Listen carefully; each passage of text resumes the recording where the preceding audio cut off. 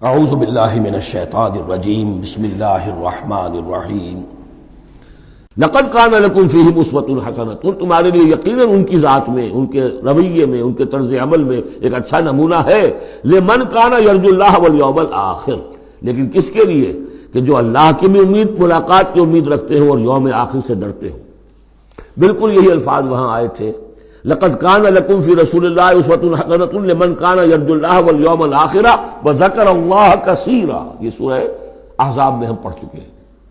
حضور کی شخصیت، آپ کی سیرت اسوہ کاملہ ہے، لیکن فائدہ کون اٹھائیں گے؟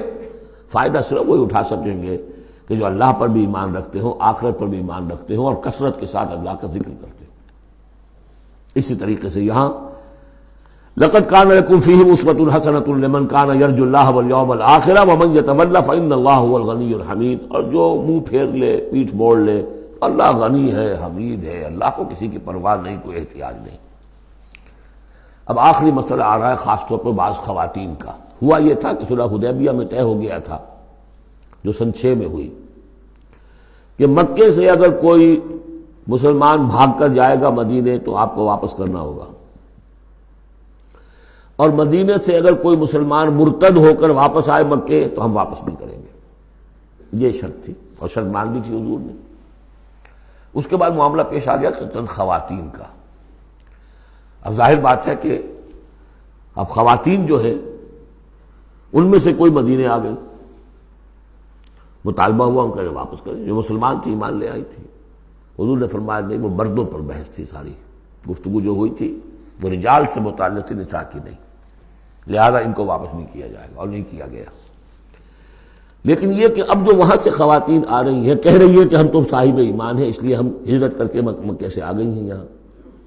اندیشہ یہ تھا کہ ان میں کہیں جاسوس نہ آ رہے ہوں، مکے والے جو ہیں ان کے ذریعے سے کچھ اسکینڈلائز نہ کریں ہماری سوسائٹی کو، کچھ کہہ نہیں سکتے، لہذا ان کا معاملہ کیا کیا جائے۔ پھر یہ کہ ان کے شوہر تو وہاں ہیں، شادی تو وہاں ہوئی ہوئی ہے ان کی، تو آیا یہ اب یہاں مسلمانوں کے لیے حلال ہے اس درجے میں کہ وہ ان سے نکاح کر سکیں، یا وہ رشتہ برقرار رہے گا؟ کافر جو ہے ان کی بیویاں یہ مسلمان ہو گئی، یہ آ گئی۔ تو یہ مسائل تھے خواتین کے کہ جن کو اس رکوع میں سورہ ممتحنہ کے اور آخر میں پھر خواتین کی بیعت کا تذکرہ ہے اس میں۔ اور یہ میں سمجھتا ہوں کہ اللہ تعالیٰ کی طرف سے کمپنسیشن ہوتی ہے، جیسا کہ میں نے بتایا تھا کہ باپ اور ماں میں فرق یہ رکھا گیا، قانونی طور پر باپ کا پلڑا بھاری ہے،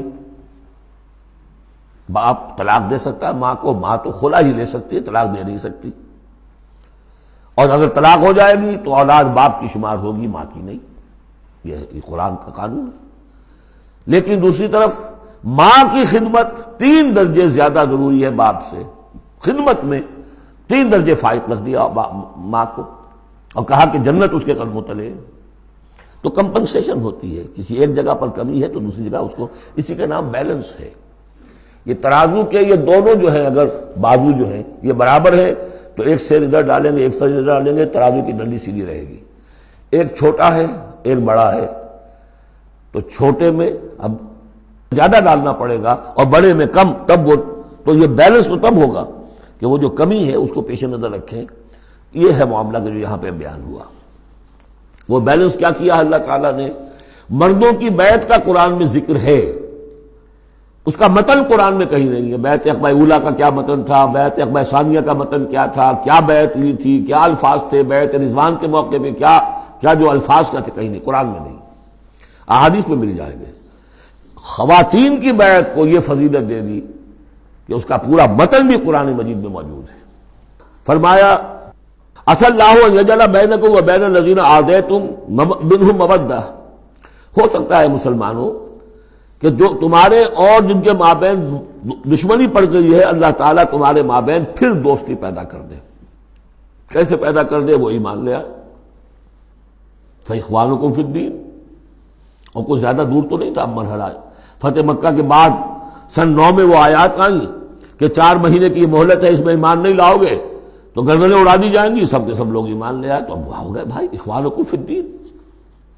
عسى اللہ ان یجعل بینکم وبین الذین عادیتم منہم مودۃ واللہ قدیر واللہ غفور رحیم، اللہ ہر شے پر قادر ہے اور غفور ہے اور رحیم ہے۔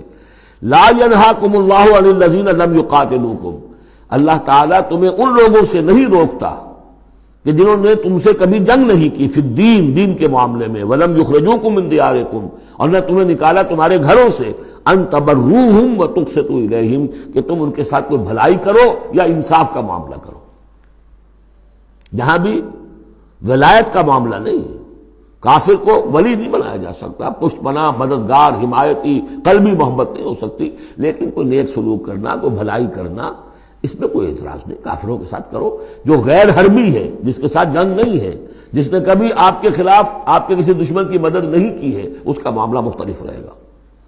ان اللہ یحب المقسطین، اللہ تعالیٰ انصاف کرنے والوں کو پسند کرتا ہے۔ انما ینہاکم اللہ عن الذین قاتلوکم فی الدین، تمہیں اللہ روک رہا ہے ان سے کہ جنہوں نے تم سے جنگ کی ہے دین کے معاملے میں، دین کی وجہ سے، واخرجوکم من دیارکم، نکالا ہے تمہیں تمہارے گھروں سے، وظاہروا علی اخراجکم، اور انہوں نے گٹھ جوڑ کیا ہے تمہارے نکالنے پر، ایک دوسرے کی مدد کی ہے، ان تولوہم، کہ تم ان کے ساتھ ولایت، باہمی ولایت باہمی کا رشتہ قائم کرو، اس سے روکا ہے۔ ومن یتولہم، اور جو کوئی ان کے ساتھ دوستی کرے گا، فاولئک ھم الظالمون، تو وہی لوگ ہیں کہ جو ظالم ہیں۔ صدق اللہ العظیم۔